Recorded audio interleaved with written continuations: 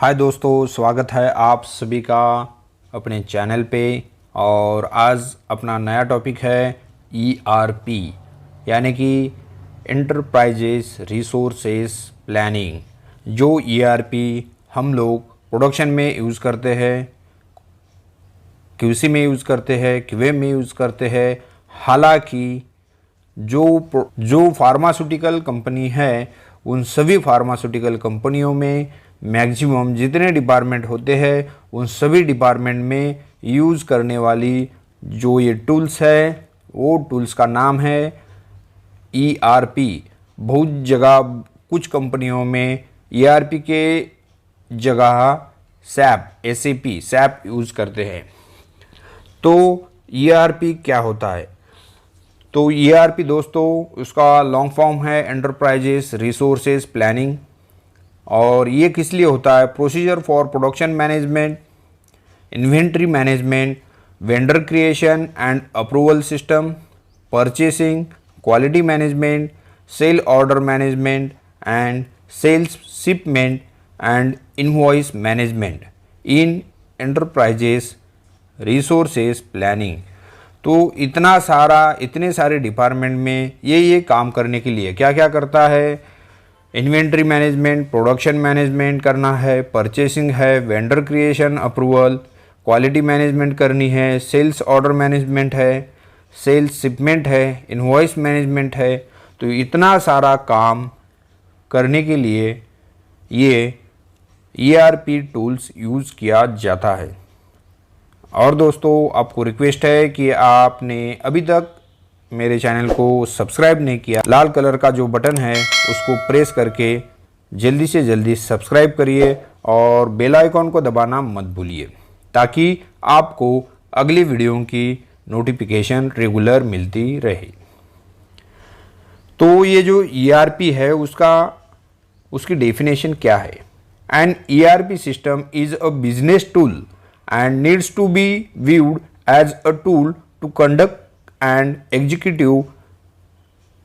business processes and transaction। तो ये ERP होता क्या है दोस्तों? तो ये एक बिजनेस टूल है जो viewed as a tool to conduct, काहे के लिए यूज़ किया जाता है? एग्जीक्यूट बिजनेस प्रोसेसेस और ट्रांजैक्शन के लिए।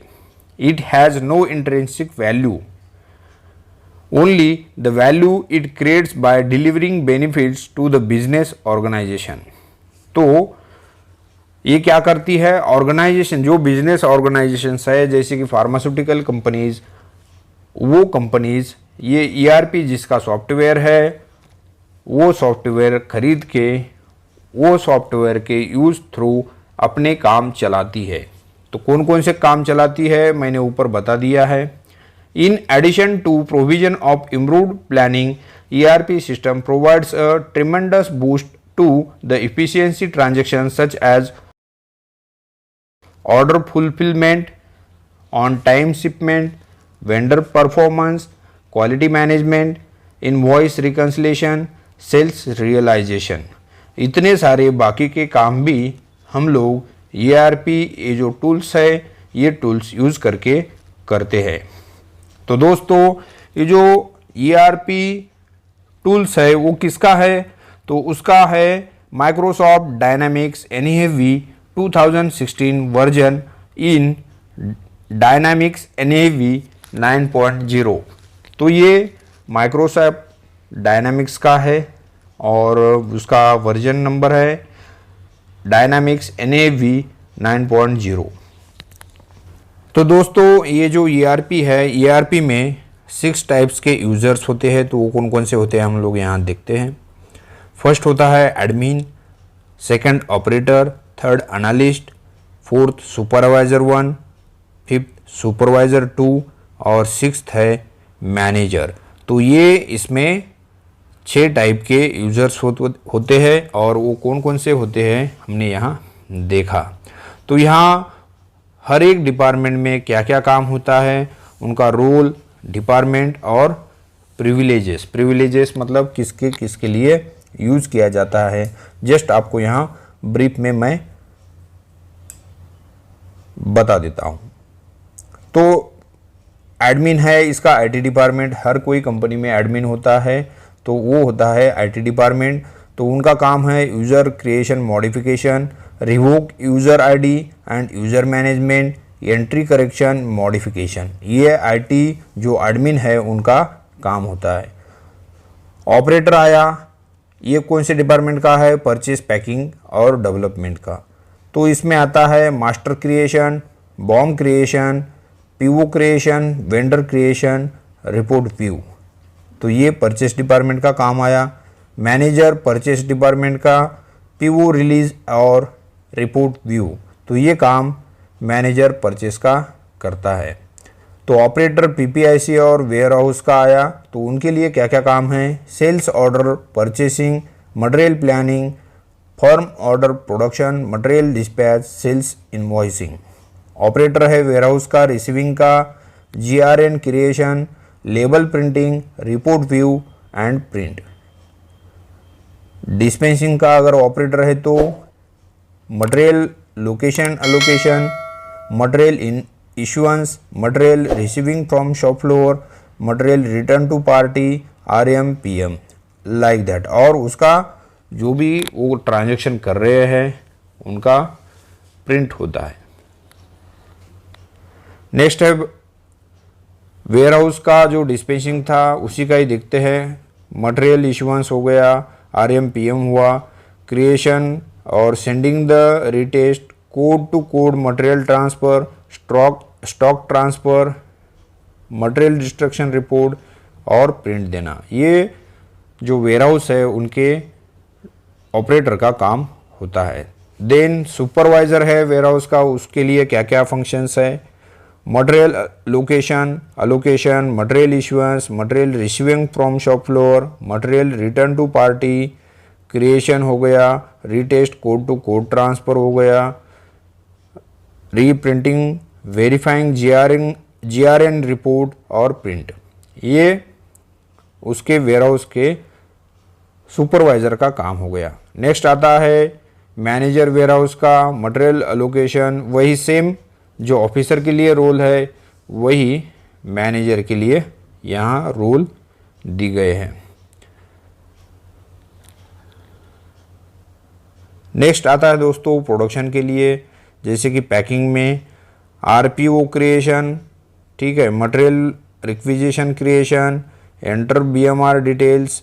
सबसे बेस्ट है दोस्तों और सबसे यूज़फुल होने वाला प्रोडक्शन में जो ये एंटर बीएमआर डिटेल्स। तो इसमें हमको क्या करना होता है? अगर आपको कोई पूछता है तो आप ईआरपी में क्या करते हो, तो आपको ईआरपी में एंटर बीएमआर डिटेल्स में आपको मैन्युफैक्चरिंग डिपार्टमेंट सेलेक्ट करके ईआरपी ओपन करनी है, बैच नंबर पुट करना है। बैच नंबर करने के बाद आपको बैच नंबर का फिर start date, start time, end date, end time, ठीक है, कितने कंटेनर्स हो गए, कौन से एरिया में मैन्युफैक्चरिंग हो गई और उनका वेट डिटेल्स आपको वहाँ एंट्री करनी है।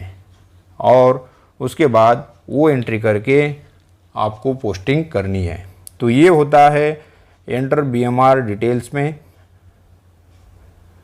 फिर आता है मटेरियल कंजम्पशन, लेबल प्रिंटिंग।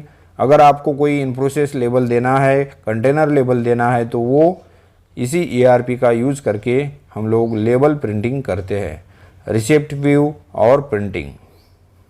तो ये आता है प्रोडक्शन का यूज़। क्यूसी में होता है जैसे कि एनालिस्ट है, मैनेजर है, सुपरवाइज़र 1 और 2। तो ये काम क्या करते हैं? आरएम पीएम, ठीक है, blend and FG release lab, material, PO creation, request creation for material और मटेरियल कंजम्पशन एंट्री। ये होता है एनालिस्ट के लिए। मैनेजर क्यूसी का क्या करता है? RM PM, blend and FG release lab, material PO creation, request creation and material consumption entry, PO release, report views. तो ये मैनेजर के लिए काम होते हैं क्यूसी के। नेक्स्ट आता है सुपरवाइज़र 1 और supervisor 2। In process release, MRP approval, label printing और रिपोर्ट व्यू, ठीक है। सेकंड जो सुपरवाइज़र है QA के लिए, उनके लिए काम है ये, तो मास्टर अप्रूवल हो गया, वेंडर अप्रूवल हो गया, RM PM in process and FG release, MRP approval, short expiry in batch approval, BOM first level approval, material code updation in batch, modification in master and vendor approval. तो ये सभी QA के roles है, supervisor 1 और supervisor 2। फिर manager का QA के क्या रोल होता है? Master approval, vendor approval, RM PM in process and FG release, MRP approval, short expiry in batch approval, BOM second level approval, material code updation in batch, modification in master and vendor approval. तो ये दोस्तों यहाँ मैंने जैसे कि level, department और उनके privileges मैंने यहाँ आपको बता दिया हूँ। तो दोस्तों अगर आपका कोई इसमें डाउट है तो मुझे कमेंट सेक्शन में आपका डाउट बताना, और वीडियो अगर अच्छा लगा तो अपने दोस्तों के साथ शेयर करना मत भूलिए। थैंक्स फॉर वॉचिंग, और करते रहो इंटरव्यू की तैयारी। मिलते हैं अगले कुछ ऐसे ही वीडियो में कुछ नए इन्फॉर्मेटिव के साथ। तब तक जय हिंद, जय भारत।